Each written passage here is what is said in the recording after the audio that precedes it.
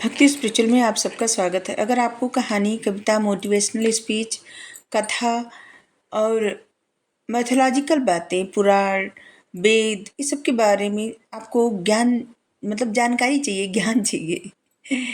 आप सब ज्ञानी हैं, लेकिन क्या पता आपको कुछ नया सीखने को मिले, जानने को मिले। तो इस चैनल को सब्सक्राइब कर दीजिए, बेल प्रेस कर दीजिए। हम जो भी कंटेंट ले आए आप तक पहुंचते रहे, ठीक है। और देखिए, आप बहुत सारा वीडियो है और ऑडियो है, आप इसको सुनिए, ठीक है। चलिए आज बात करते हैं अभी शैव धर्म के बारे में बता रहे थे, अभी भी शैव धर्म के बारे में ही बताएंगे। दक्षिण भारत में शैव धर्म, आज इसी पे बात करते हैं। दक्षिण भारत में शैव धर्म इतना ज़्यादा, शंकर भगवान को लोग इतना मानते थे। पहले उनको कहा जाता था श्री पर्वत के स्वामी। और ख़ास करके जो चोल शासक थे और उनके राज्य में रहने वाले जो लोग थे, उस शैव धर्म को बहुत मानते थे। कुलोत्तुंग द्वितीय तो इतना कट्टर था शैव धर्म को लेके कि वो चिदम्बरम का मंदिर जो था, विष्णु भगवान की प्रतिमा वहाँ से उखड़वा के समुद्र में फेंकवा दिया था।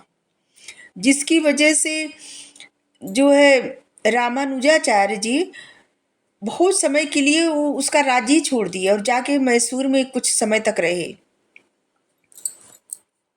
ऐसा कहा जाता है, भागवत पुराण और पद्म पुराण में ऐसे कहा गया है कि भक्ति द्रविड़ देश में जन्मी, कर्नाटक में विकसित हुई और कुछ काल महाराष्ट्र में रहने के बाद गुजरात में जाकर जीर्ण हुई।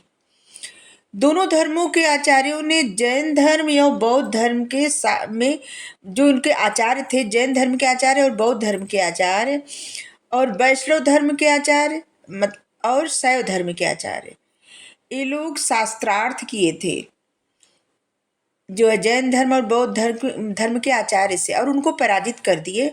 और जिसकी वजह से दक्षिण भारत से जैन धर्म और बौद्ध धर्म एकदम हटा दिए, खत्म कर दिए।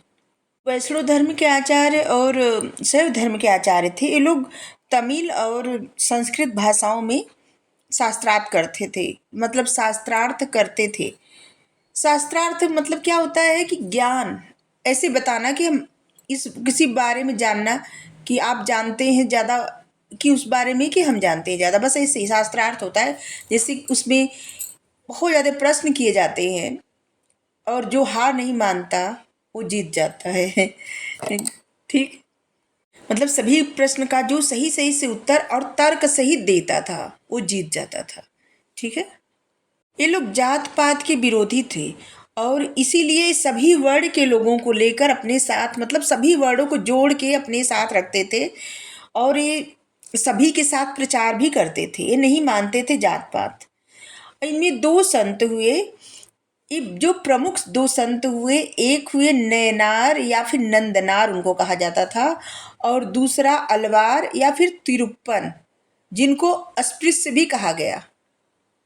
बात करते हैं आज नयनार पे। नयनार किनको कहा जाता है और इनकी खासियत क्या थी और इनके बारे में सब बताएंगे। नयनार जो कि शैव धर्म को मानते थे, शैव धर्म के प्रचार के लिए 63 नयनार 63 लोग थे, 63 नयनार थे। सबसे पहले सुंदरर में तिरुट्रोट दार टोकई पवित्र दासों की सभा, उसको कहा जाता तिरुट्रोटन दार टोकई, पवित्र दासों की सभा। इसमें 62 नयनारों की सूची दी गई, जिसमें बताया गया है कि 62 नयनार थे, और जबकि बताया जाता है कि 63 नयनार थे। 63वां कौन थे? 63वां जो नयनार थे, इनका नाम था नब्बी अंडार नब्बी। इन्होंने सुंदरर को भी तिरुटोटर तिरुवंती पवित्र दासों का पावन गीत, ये जो भाषा बोल रहे हैं ना, ये तमिल भाषा है, इसको कहा जाता है पवित्र दासों का पावन गीत, और इनमें सम्मिलित किया गया था इनका गीत, और इसीलिए 63वें नयनार हैं। नब्बी अंडार नब्बी, नब्बी अंडार नहीं, नम्बी अंडार नम्बी इनका नाम है। नयनार संतों ने शिव का अटियार नौकर ऐसे कहे। नयनार संत जो थे वो अपने आप को कहते थे कि शिव के नौकर है या फिर टोंटार, वो दास है शिव के। यार मतलब नौकर और टोंटार मतलब दास, जिसमें अप्पर और सुंदर मूर्ति कांची के थे। मणिक यो नंबी अड्यार, नंबी को दक्षिण का वेद व्यास भी कहा जाता है। नंबी चोल शासक राज प्रथम के दरबार में भी थे। यही नंबी जो 63वें नयनार बने थे। जो नयनार 63 नयनार थे न, ये प्रचार करने के लिए 63 शैव धर्म के आचार्य थे। ये अपने आप को नयनार कहते थे। नयनार, अटियार, टोटार मतलब अटियार मतलब नौकर, टोटार मतलब दास, नयनार इसे कहते थे। और इन नयनारों ने बहुत सारे ग्रंथ लिखे थे और कुछ ग्रंथ के हम आपको नाम बताते हैं। एक है तेवाराम या फिर तिवरम। इसमें नैनारों के जो है ऐसे भक्ति गीत, बहुत सुंदर भक्ति गीत ऐसे लिखा गया है। शंकर भगवान के लिए जो ये भक्ति गीत गाए थे वही वो रचना किए थे उसके, कुछ संस्कृत में और कुछ तमिल में था। इसके बाद है पेरिय पुराण। इसमें 63 नैनारों की गाथा है और जिसके संकलन करता है यही नंबी अंडार नब्बी, जो कि ये 63वें नैनार थे जो बाद में शामिल हुए थे। इसके बाद है तिरुवासगम। इसमें मणिक वाचगर के भक्ति गीतों का वर्णन किया गया है। इसके बाद है तिरुगोंडार तिरुवनंती। इसमें संतों के चरित्र को बहुत अच्छे से बताया गया है। इस ग्रंथ का लेखन नंबी अंडार नंबी ने ही किया है। यही ज़्यादातर ग्रंथ लिखे हैं, नंबी अंडार नंबी। हाँ, इसके बाद है तिरुमुरई। नैनार संतों की अंतिम कृति है नंबी अंडार नंबी, उसका नाम है। और इसी तिरुमुरई, ये भी इसी का मतलब यही लिखे हैं नंबी अंडार नंबी, तिरुमुरई को। पाशुपत एवं अन्य शैव प्रारंभिक साहित्य को आगम कहा जाता है।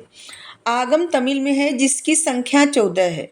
इनकी रचना 1400 ईस्वी में हुई थी और आगम को शैव धर्म की बाइबिल भी कहा जाता है। अपार संबंदर एवं सुंदर मूर्ति के बाद आने वाले आचार्यों ने शैव धर्म के दार्शनिक पक्ष का प्रतिपादन किया था और सभी आचार्यों को समयाचार्य कहा गया है। समयाचार्य आचार्य एवं नयनार दोनों थे, दोनों को समयाचार्य कहा गया था, नयनार को भी और आचार्य को भी। और आचार्य नयनार एक ही, मतलब शैव धर्म को जो लोगों तक पहुंचा रहे थे वही नयनार थे और वही नयन आचार्य भी थे। ठीक है, और उन्हीं को समयाचार्य भी कहा जाता था। मुआर, मुआर का किसको कहा जाता था? सम्मानित संत, जो जिसको सबसे ज़्यादा सम्मान मिलता था उन्हें कहा जाता था मुआर। और किसको किसको मिला था जो सम्मान? संबंदर, अप्पर और सुंदरर को, इन तीनों नयनार को सम्मान मिला था और इसीलिए इनको मुआर कहा जाता है। और ये सब नाम संस्कृत और वो तमिल में है। ठीक है, जो हम नाम ले रहे हैं ये खास करके ज़्यादातर तमिल में है। में प्रमुख नयनार, 3 नयनार प्रमुख थे और महिला नयनार भी थी। 3 नयनार प्रमुख थे जो अपार, नंदनार, तिरुज्ञान संबंदर और एक थे सुंदर मूर्ति। इनको ईश्वर मिश्र तंबीय तोलन भी कहा जाता था। ये मात्र 18 वर्ष तक ही जिंदा थे। 18 वर्ष की आयु में जो है ये चल गए, मतलब चले गए। मणिक वाचर, इन्होंने श्रीलंका के बौद्ध भिक्षुओं को चिदंबरम मंदिर में हराया था और इसीलिए दक्षिण भारत से बौद्ध धर्म को मतलब उखाड़ दिए थे। पांड्य देश के राजा ने इन्हें अपना प्रधानमंत्री भी बनाया था और बाद में ये सब कुछ त्याग करके संत बन गए जो मणिक वाचर थे। और जो महिला नयनार थी उनके नाम है कार इक्काल, अम्मैयार, मंगई यक्कर सियार तथा इस इनायार ये सब महिला नयनार थी, एक तरह से जिससे महिला संत, महिला भक्त शंकर भगवान जी के। ठीक है। करईकाल और अम्मैयार तथा पंपा देवी ये शिव के विरूपाक्ष रूप की उपासना करती थी और शिव के कैलाश जाने के मार्ग को अपने पैरों से अपवित्र नहीं करना चाहती थी, अतः उसने संपूर्ण कैलाश यात्रा को अपने हाथों से चलकर पार किया था। करईकाल ने अपने गीतों में शिव को अप्पा मतलब पिता कहकर संबोधित किया है, बताया है कि पिता है शिव जी। जो सम्मानित संत होते थे, जैसे मुआर जिनको कहा जाता था, मुआर संतों के साथ साथ कभी कभी मणिकवाचर भी की भी प्रतिमा मंदिरों में स्थापित की जाती थी। और एक मणिकवाचर की कांस्य की प्रतिमा इस समय नई दिल्ली के राष्ट्रीय संग्रहालय में रखी हुई है। शैव धर्म का ही एक संप्रदाय था जो पूर्व मध्यकालीन में दक्षिण भारत में बहुत लोकप्रिय हुआ था। उसका नाम था मेकांडदेव अरुल नंदी शिवाचार्य, मरई ज्ञान संबंधर और उमापति शिवाचार्य इस संप्रदाय के प्रसिद्ध आचार्य थे, जिनका नाम था उमापति शिवाचार्य। मेकांडा द्वारा 23वीं सदी में इन्होंने रचना की थी शिव ज्ञान बोधम, और इसी संप्रदाय का इसमें संकलन है।